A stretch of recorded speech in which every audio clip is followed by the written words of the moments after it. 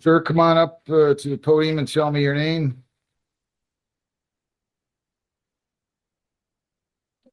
Your name? All right, defendant is charged with OWI 3. Do I have a detective here? I do. Detective Vispremi, your name? Yeah, Detective Sergeant Vespremi to Wooding Police Department. All right, Mr. Crawford, we have an OWI 3 and a second charge of, let's see. Yeah, the first is operating with a high BAC with the two priors. The second is OWI third. So both 5-year felonies. How's he going to proceed? Your Honor, my client's going to stand meet waiting for reading on charge. Sir, I'm going to advise you of your rights. You have the right to remain silent. You do not have to say anything. If you choose to say something in or out of court, whether orally or in writing, it can be used against you. Do you understand that? You got to keep your voice up. Yes. You have the right to be represented by your lawyer not only today, but at all subsequent court proceedings. Also, if you choose to submit the question with law enforcement officials, you do have the right to be represented by a lawyer at that questioning. Do you understand that? Yes, sir. All right. Can you afford your own lawyer, or do you wish to apply for a court-appointed lawyer? Court appointment. Do you work? That doesn't work. It is home care, taking care of us. All right. Probable cause conference you're entitled to within 14 days.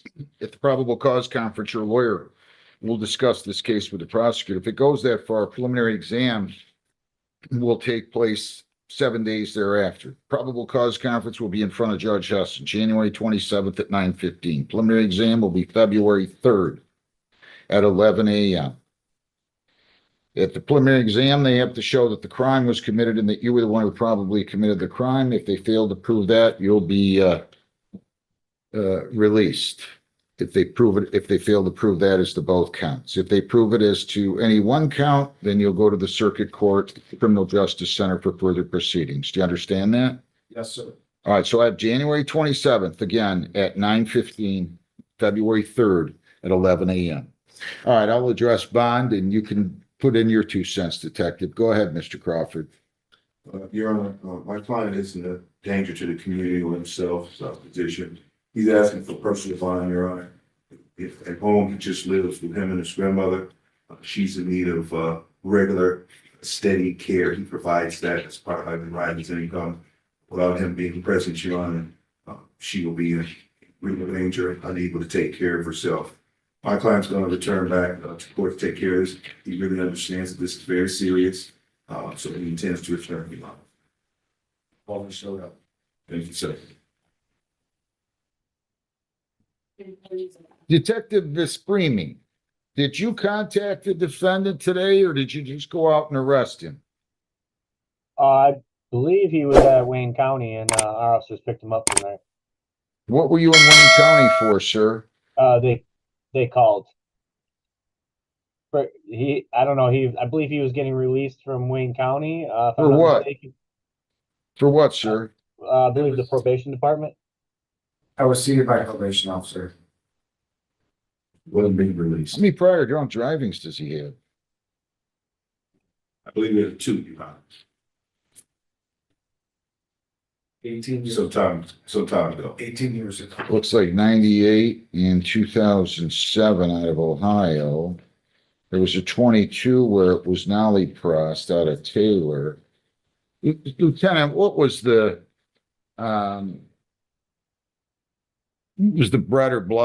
breath or blood result? I did the signing on record, but it escapes me. Yeah, the blood results were 0.282 grams alcohol per 100 milliliters of blood. 0.282.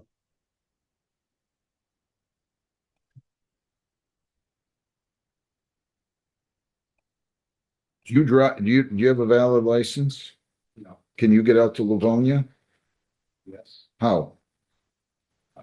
I'm not a family member.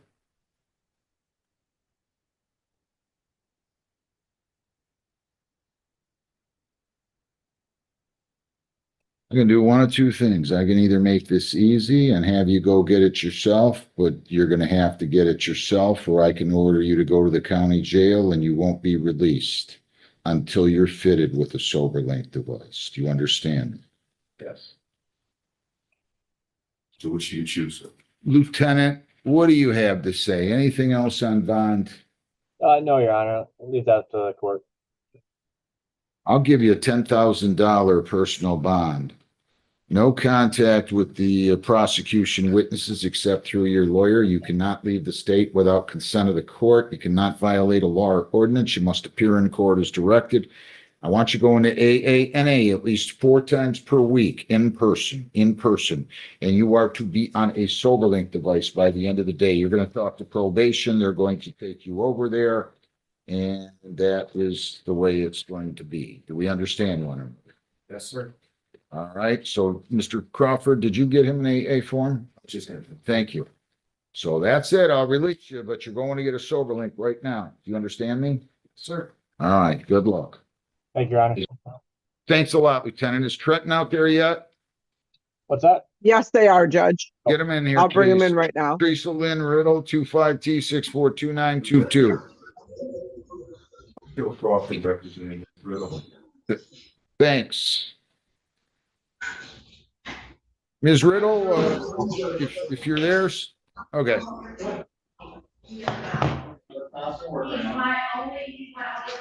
Come here, Miss Riddle, come on. We're going back in front of the judge.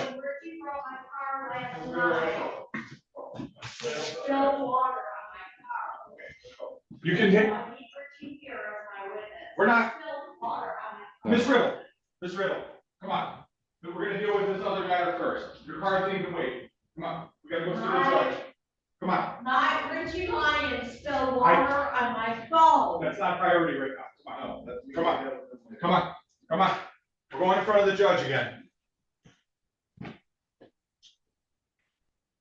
Come with me, come on. Richie Lyons spilled water. Ms. when he Riddle, brought my car. Ms. Riddle, He brought my car Ms. to the Riddle. station last night. You hear the judge talking to you right now? Ms. What's Riddle, on that red extra face of the Ms. TV, Riddle. please? get in front of the camera, stop yelling and carrying on, and behave yourself. Your Richie name. Lyons brought my car out front and I spilled hear water it. on my I don't want to phone hear it. last night. I need to I hear the don't want witness. to hear it. Tell me your name. What's your name? Teresa Riddle.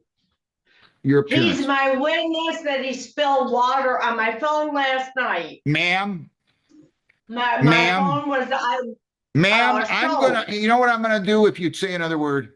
I'm gonna have them hold you overnight with no bond, and then we'll try tomorrow. And if you give me this guff again tomorrow, I'll just put you back in until the following Wednesday and we'll try again. So don't be carrying on with me. I'm in the middle of an exam.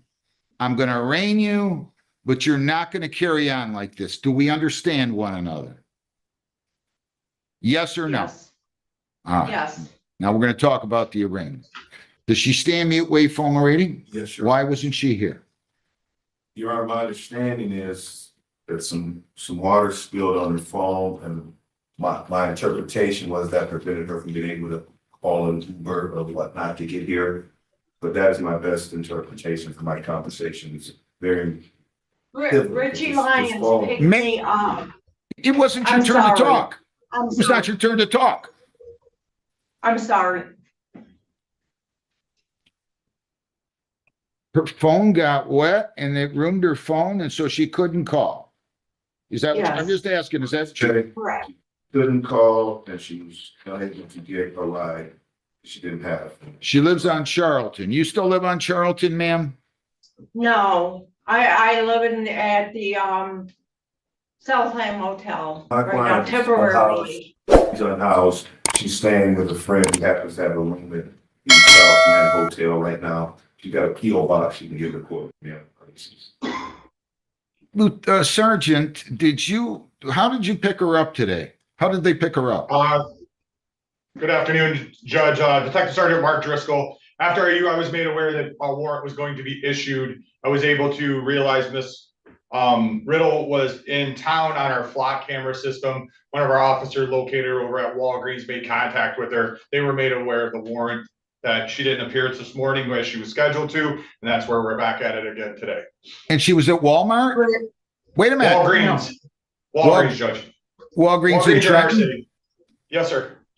Can I add one thing to the phone idea Sure. real quick, and I know you're in the middle of the exam. So we have 8 from about 2 AM yesterday, last night, early this morning to 7 AM that Miss Riddle emailed council people and the mayor of Trenton to articulate an old case that she believes that we haven't investigated properly, make allegations that have been unfounded. And I'm not going to go too deep in the weeds because it doesn't necessarily pertain to this, but there's this repetitive behavior of her mass emailing and people that if she wanted to report a Yeah. crime, she would, Miss Riddle, I'm not talking to you.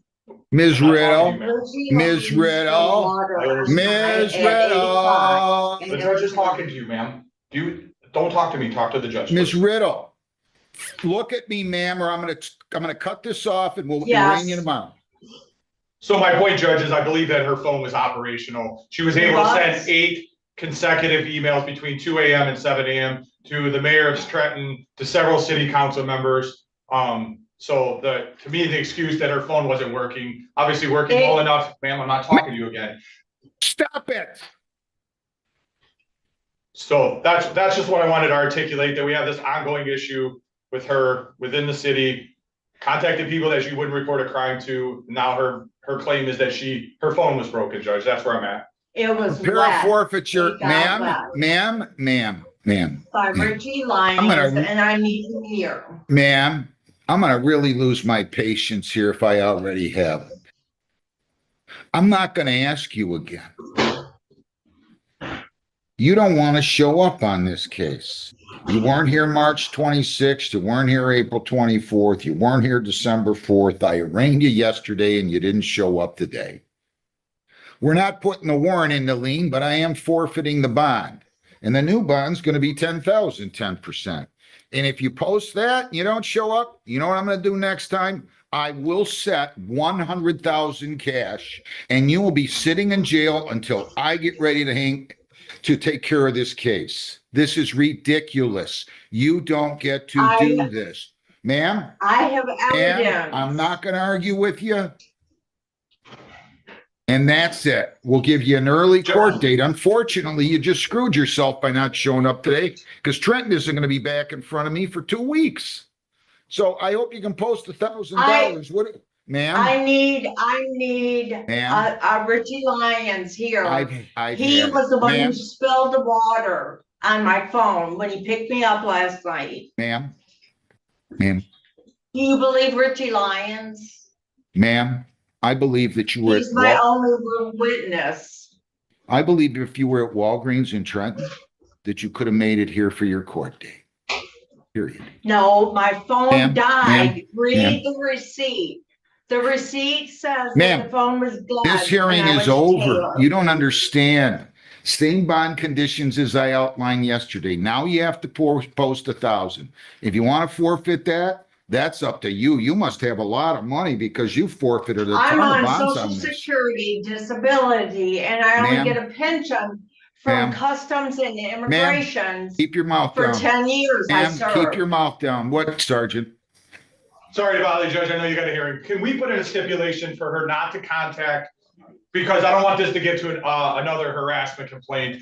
If she has complaints, criminal complaints, she's obviously welcome to come to the Trenton Police, but contact with the mayor on complaints. Well, potential I don't criminal know. complaints. I can't, hang on. I can't, ma'am, will you please stop looking at him? I can't rolling. believe what's coming into this I mouth. can't believe you roll your eyes and you're this disrespect. I just can't. Ms. Merito, I've been friends with Deb Devitt, with the I mayor. don't care I've been who friends your with them for friends 10 are. years. I don't really care. I'm I friends with did Deb Devitt, charity but I could work care less. with Deb 10,000, and ma'am, all of those guys. 10%. I can't order that, detective. I mean, I can't order not that they're not witnesses to this crime, so I can't really order Okay, Judge. that. But you can't violate a law. So if you keep harassing them, they're going to charge you and I'm going to forfeit your bond again. I've only There contacted you them one time, Judge. I don't Are want we to all hear set it. here, Judge? I don't want to hear it. I don't want to hear it. No, what are we doing? The 29th. That's the best I can do for you. I hope you can post. January 29th will be your court date. At some point, you're going to learn to show up. I January showed 29th at up when I'm 9:45. notified. I Good was luck not to you, ma'am. I notified, wish you well. Judge. Have a great day. Thank you very much. Thank you, Your Honor. All Thank you, right, Judge. thank you. Call your next witness. We're back on the record on Crawford. Call your next witness, please. Bernard, Okay, he just came into. come on up here, sir.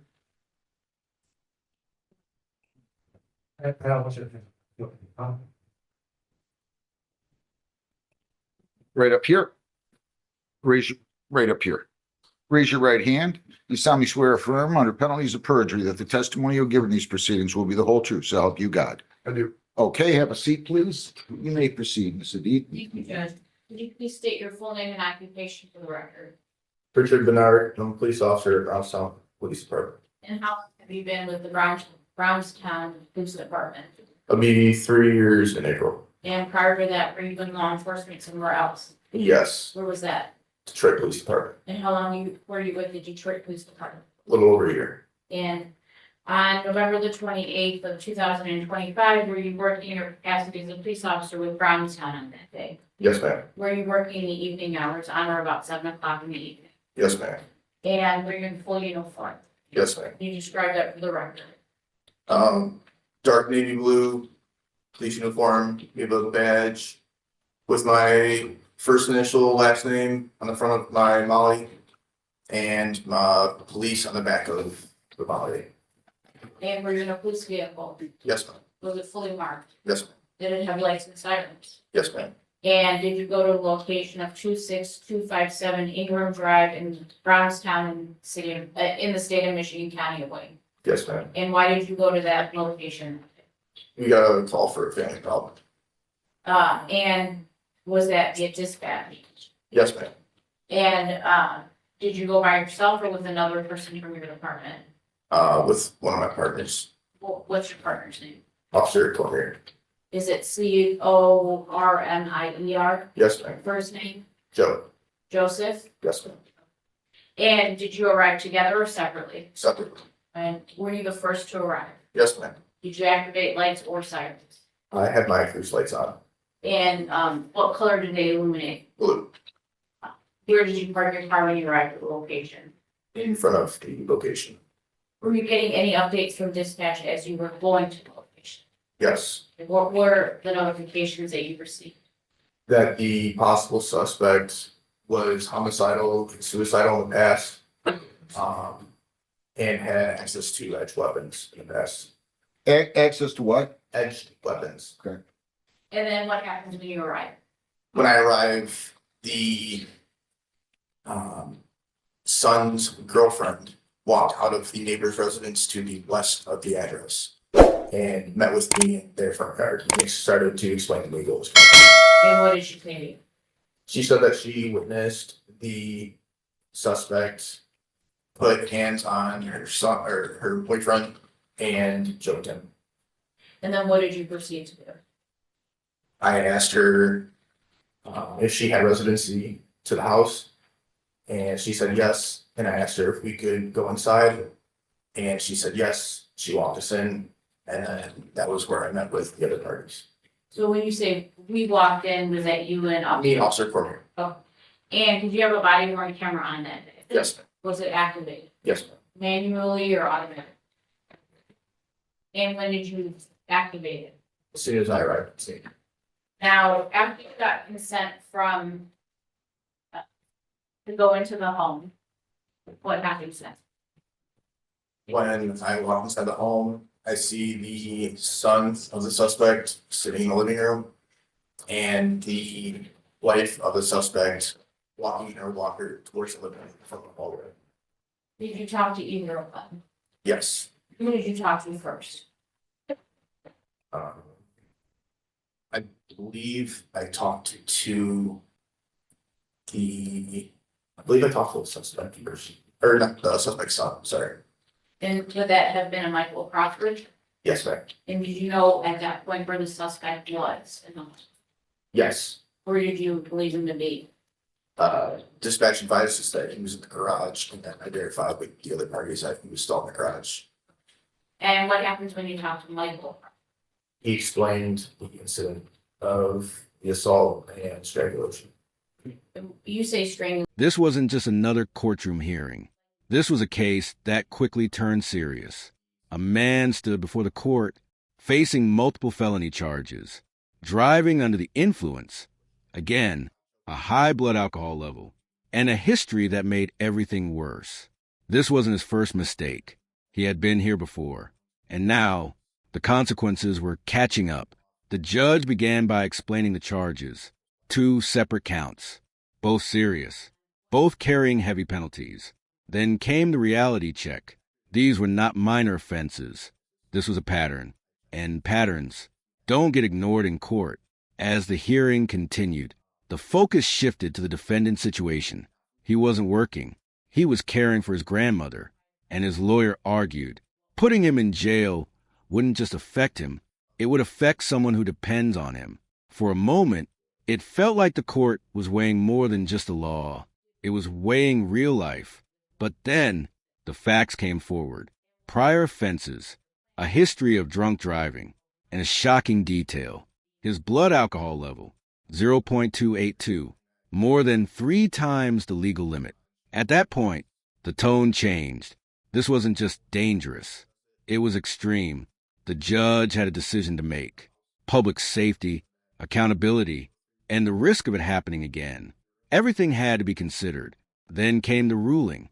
A $10,000 personal bond, strict conditions, no contact with witnesses, no leaving the state, mandatory court appearances, and most importantly, he had to stay sober.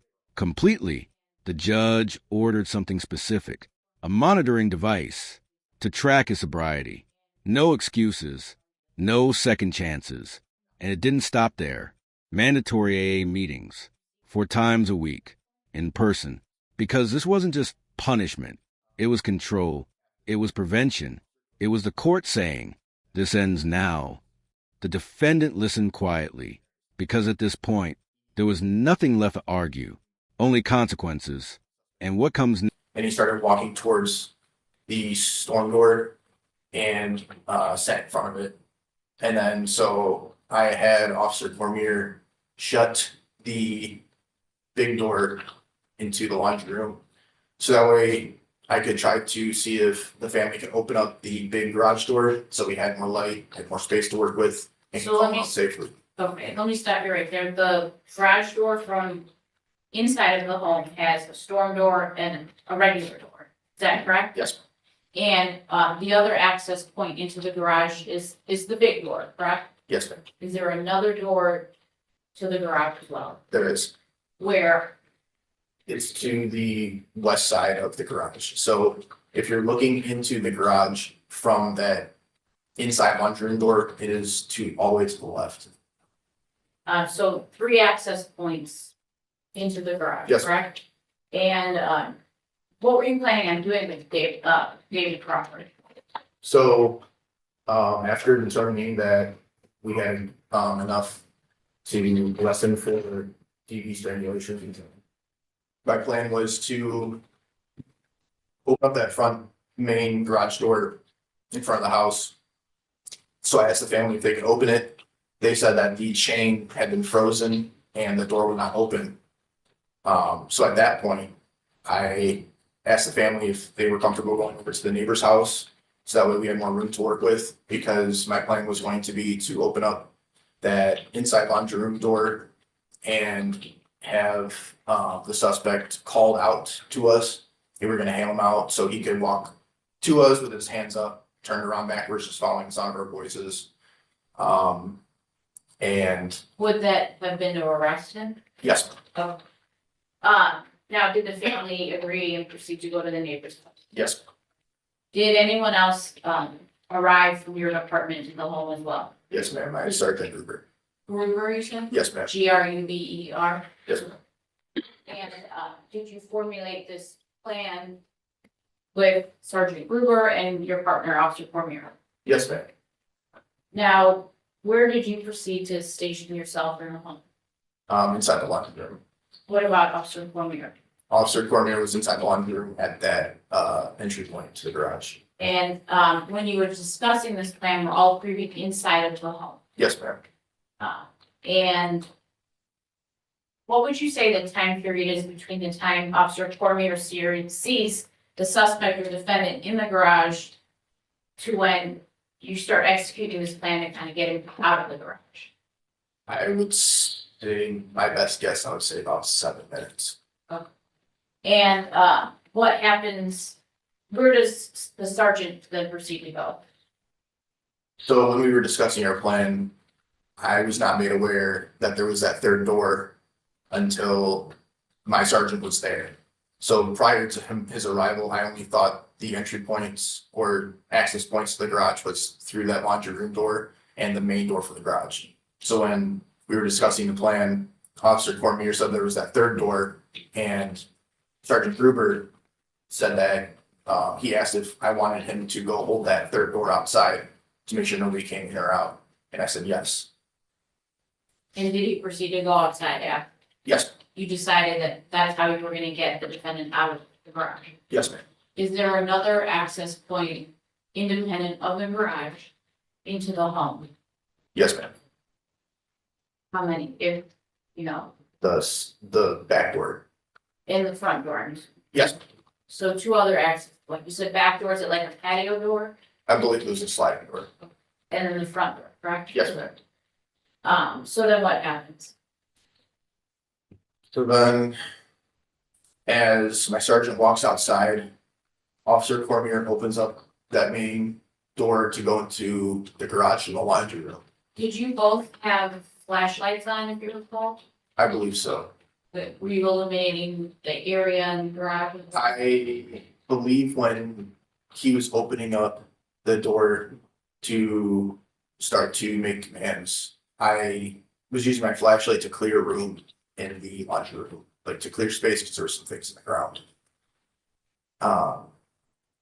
And then Officer Cormier opened the door, and I'm not sure what he did at that point because I thought I heard something behind me. So at first I checked and looked at the front door because I knew nobody else was supposed to be in the house. I knew there was a dog upstairs, but it sounded like somebody walked on a hardwood floor. So I went back to Officer Cormier because I didn't see anything at the front door. And then something told me to turn around again. And when I turned around, the suspect came right around the corner from the hallway to the laundry room. And Do you see that person in the court today? yes, ma'am. Can you please tell me where they're seated and what they're wearing today for the record? He's sitting right here wearing a black coat, blue shirt, and a sling. For the record, the witness is identified the defendant. The record, Objection. the record should so reflect. Thank you. How far away would you say he was from you when you turned around? He was probably within 2 feet. We were close enough to where we made contact and put my hand on him and pushed him away. And then what happened? And then when I pushed him, when he came around the corner, I saw that he had a hatchet in his hand and the handle was tucked in his sleeve. And he was coming at me. Was the blade extended outside of the sleeve? Yes, ma'am. Okay. And when I saw it, I said, "Hey, what do you have?"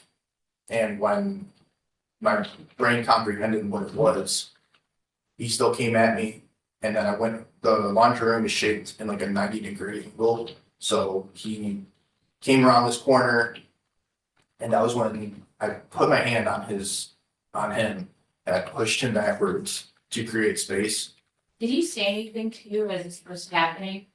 He mumbled something, but I couldn't really make it out, except after watching the body cam, I believe he said motherfucker, but there was other mumbling besides that. Okay.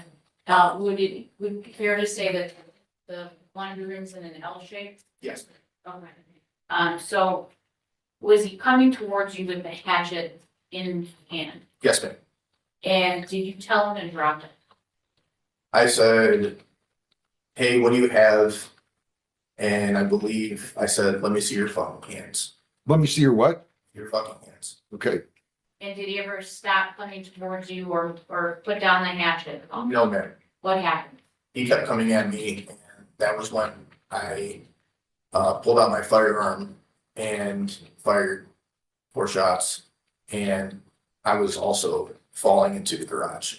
Did you actually fall back into the garage? Yes, I fell down that step and flat on my back in the garage. And where was your partner when this was happening?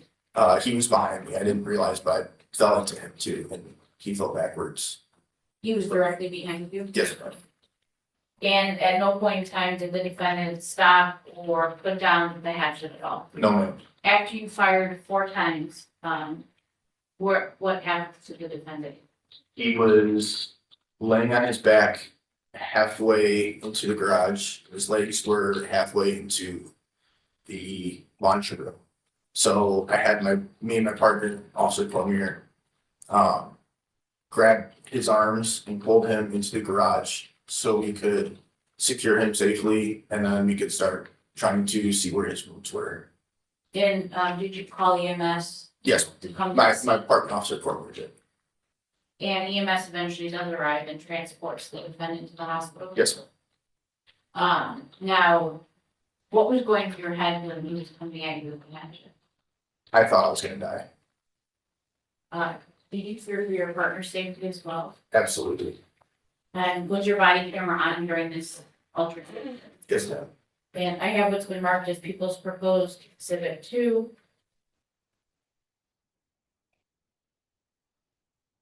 No objection to exhibition. Peoples 2 is admitted. If I may approach, Yes. is this a still shot from your body worn camera showing the defendant with the hatchet coming toward you? And have you had an opportunity to watch your body worn camera since this incident?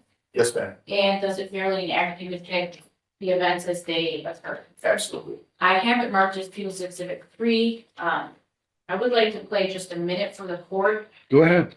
Just playing. Oh, jeez. Is Shane here? I don't know. I have no objection to it being played. Go ahead. All right. So that's the video from this body cam. But I'm only playing a minute. That's fine.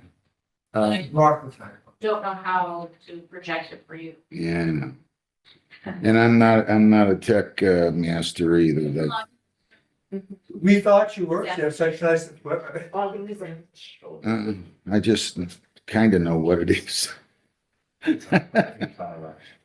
Shares. Oh, what about my mom? Okay, Chicken chip. he's coming. All right, so we'll get our IT guy So then. you have people for this thing. You don't know what you're doing, you surround yourself with those who do. That's my motto. Sorry. Is there a public Wi-Fi? That would be the other issue. What's that? Public Wi-Fi. Well, we're on YouTube. Yeah, I know, I need internet. You wanna go off YouTube? No, we don't need to go off YouTube. Can I see exhibits 1 and 2 that have been admitted, please? Yes. You know, they say public here. My arms are out, huh? What's that? My arms are out.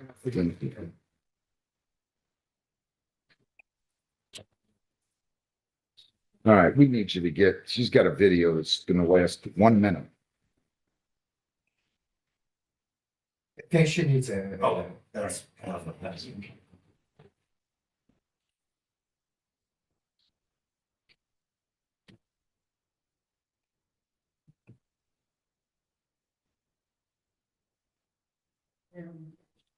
Yeah, yeah, yep. And you're connected to the Wi-Fi? No, I can't. It's fine. Three discs. What's the Wi-Fi? It's, yep. I need to read the ID. Yeah, yeah, that's.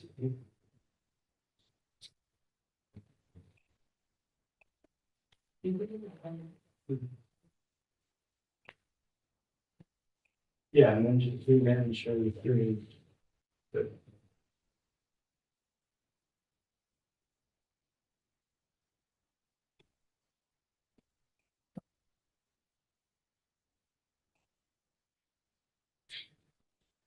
All right, we're ready?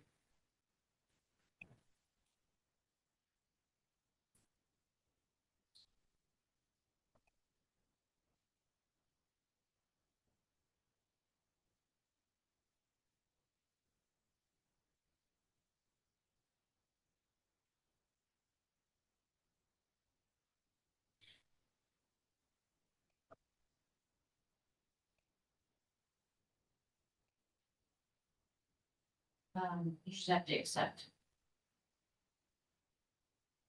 You're talking to me? I don't know what. The sergeant had moved to the third. Yes, sir. Okay. So do you have any idea how he got in the house? You said how? Yeah. Probably the back door. And, did the sergeant never saw him go through the door? No, he was outside. And no one saw or heard him go into the house from outside? Correct. How much time elapsed, if you know, between when you described Crawford moving towards I'm saying screen door, but it's not a screen door, you know what I mean though, right? Correct. Right. Well, he moves towards there and sort of sits on the step, right? Correct. And this is when you shut the real door. Officer Cormier shut that door. Okay. And how much time elapsed from there until the sergeant went to the back door of the mouth? I said approximately 7 minutes. Okay. And no one heard anyone else enter the house? Correct. When he started to move towards the door, where you ultimately sat on the step, Who's he? Crawford, Okay. you're on the other side of a glass door, right? I'm behind Officer Cormier. Alright, so if I got this right, you got Crawford, glass door, Cormier, you. Correct.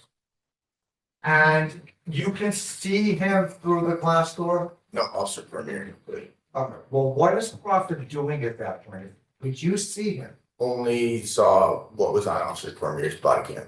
But you're not like I in could real not see time. him from real time. So in real time, you don't even see him, much less know what he's doing. Well, Officer Cormier said that he had something in his hand. And it looked like a tool. That was the only thing I knew to my Okay, knowledge. so when you say in his hand, is that in his hand like I'm holding my phone? That's what one would assume. Okay, well, did you see him holding something in his hand? I was behind Officer Cormier. I know that, I need you to just tell me if you saw it. No, Okay. And did Cormier describe what he saw? he just said it looked like a tool or something. Okay. Did you give him did either of you give Crawford an order at that point? I don't remember if Officer Cormier said something while he was sitting out the door. What was the thought process on your end of shutting the door? Trying to find a safer solution. Safer solution to what? For us to apprehend him. Okay, so are you telling us that somehow, some way, you didn't think you could apprehend him prior to one of you shutting the door? I don't believe we would have been able to apprehend him safely. Because it was, to my knowledge, he had a tool in his hand and it was in a dark garage that had a vehicle inside of it. But no one said stop. What do you mean stop? I mean, did anyone address him? Officer Cormier announced that we were the police. It's a, what do you got in your hand? Okay, what happened next? He sat in front of us, that step. So he didn't become invisible to Cormier as far as you know, right? Correct. And he moved closer to Cormier, right? Correct. So do you know whether or not Cormier had a better view of him? It would seem like he did. Yeah. And yet he decided the best thing to do at that point would be to shut the door and lose sight. I told him to shut the door. I see. So you decided it was best. Absolutely. Did you call for backup? Absolutely. Did backup arrive? Yes. Before or after he was in the house? What do you mean? He was always in the garage. Before or after Crawford got in the house and the shooting took place, had backup arrived? Yes. Where was backup stationed when they arrived? When backup arrived, what do you mean? Maybe I'm not making myself clear, so I'm gonna start over. When I say backup, I mean, did you call for additional officers? I did. And did these additional officers arrive? Yes. Did you see them? Yes. Where were He parked his vehicle in front of the house and then walked up the driveway as I was walking the family across to the neighbor's house. So who was this backup? Sergeant Gruber, So there's only three of you there. correct. Did Gruber come before or after the door to the garage was shut? Believe he came after I shut it. I had Officer Cormier shut it. So you guys made the decision to shut the door. You basically lost sight of him. And it seems like at some point after that is when he exited the garage. Yes, I made the decision for Cormier to shut the door. Okay. He never threatened you verbally, did he? Not to my knowledge. Well, I mean, did you remember or heard somebody that he did? Well, I mean, at the time, I just heard the mumbling. And you said you didn't have the ability to make out what the mumbling was. Correct. So are you comfortable with your fair statement that you did not hear a threat? I didn't hear that I saw a threat. You said you saw a threat, but what you really mean is you saw an axe. I saw a hatchet and a male coming at me with it. Did he ever take it out of his sleeve? I don't know. I saw, like I said, he had the handle in his sleeve and he had the head of the hatchet in his hand. Okay, you said he came at you, how close did he get? Close enough for me to touch him. You said you pushed him away, Yes. and after you pushed him away, he did not swing this at you, did he? He came at me with it. He had it held up. I just need you to answer the question as best you can, okay? Did he swing this object at you? Fine swinging. I'm taking my arms like I'm holding a baseball bat and I'm moving my arms across my body as if I'm swinging a baseball bat. Did that happen? If you're saying swinging across the body, then no. Did he swing it over his head? He had it held up above his head. Can you stand up and show us, actually, I'll stand up. Show me with your hands where he was holding his weapon. For the record, the officer. He's got the right hand up near his right ear. Is that fair? Yes, sir. I'm good with that, then. All right. And then what, if anything, did you say in response to that? Said, what do you have? And then, let me see your hands. Okay. Could you see the hand that was holding the object? I saw the one hand, yes, that was me. Where was his other hand? I was focused on that. I don't know if it was on his side, if he had that hand up too, if he was trying to catch himself after I pushed him, I'm not sure. When you pushed him, how far back did he move away from you? Say, a foot and a half, 2 feet. The room's pretty small. Did he hit a wall? I believe so. And Did you say I believe so or don't believe I so? believe so. and then he got back up. Yes. And when he got back up, is this when he raised the object over his head? He always had it raised. And he started coming at me again. How many steps did he take towards you? I don't know, we were pretty close. I'd say 2 or 3. When did you draw your gun? When he started coming at me the second time. How many shots did you fire? 4. Where did they hit? I was told 3 hit him and 1 missed. Is that, just for clear, are you telling me at the time you shot, you really didn't know whether or not you hit him, if so, you know where? Well, I knew I hit him because he fell down. Is it fair that you didn't know where? Not until I made the assessment, yes. Do you know where the shots that hit him hit? I only know the one that I rendered it to. Where was that? I believe it was his left shoulder blade. Back here, it was just an entry road, there was no exit. Just so the record's clear, does that mean the bullet didn't leave his body? I believe so. Did you do any evidence collection after this? Evidence collection? Yeah. No, it was turned over to MSP. All right, after you shot him, it sounds like he went down. Yes. And what, if anything, happened next? Like I said, me and my partner pulled him into the garage, so that way he was on a flat surface.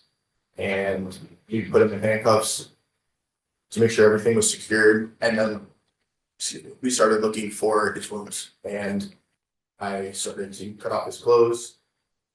I asked my sergeant to find a light to turn on in the garage, and I asked him to grab a med bag that are in our patrol vehicles.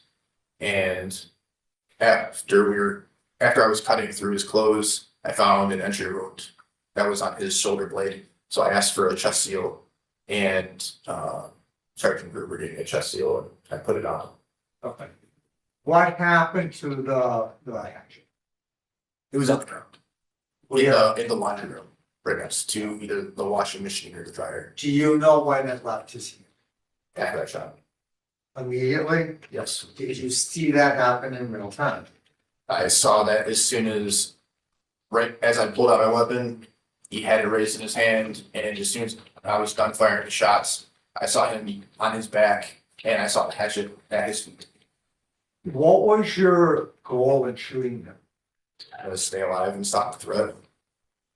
And did you assume the risk of killing him in the shooting? And no, it's possible. Where did you aim? I was falling backwards into the garage, so I just aimed in his direction. Well, what made you fall backwards? I assume the transfer piece that goes into the garage, like I said, the room is incredibly small. My client didn't push you over, did he? No, So you said you were moving backwards. I'm just trying to get an understanding of what, like, opposed to standing still and firing, what made you move backwards? I was trying to create space. So you were retreating as was shot. Absolutely. I see. Oh, nothing further. Any redirect? No, Your Honor. You can step down. Any other witnesses? No, Your Honor. You can step down, sir. Thank you. You cannot discuss your testimony with any other witness. You move the bind over. Yes, as charged. Any response? It's a question of fact. Yeah, I'm gonna go ahead and bind the defendant over on all counts contained in the complaint and warrant, January 29th at 9. No objection to continuation of the bond. Do you, counsel? No, I would just ask that the bond conditions remain in place. I know that he lives with some of the witnesses on this case, no assault of contact with them. They've assured me that they don't have fear for their safety.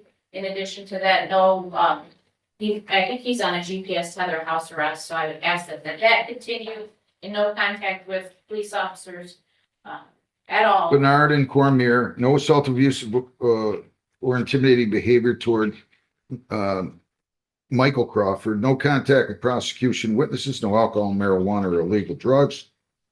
You're to take your prescribed meds, sir, and the dosages prescribed, and adhere to all precautionary measures. And then you're only permitted to leave the property for medical / court-related appointments, and you have a GPS tether on, right? All right, so that's to continue. Also, you cannot leave the state, cannot violate a law. You must appear in court as directed. Again, January 29th will be your date. We'll give you a notice down the hall. 9 a.m. Criminal Justice Center. Anything else, Mr. Jones? No, thank you. Thank you very much, Ms. Hadid. Anything else? Counsel, I'm going to hand you back, Ms. Hadid, your 2 exhibits, and obviously you have to retain those. Okay, nice to have you here. Thank you, Trooper.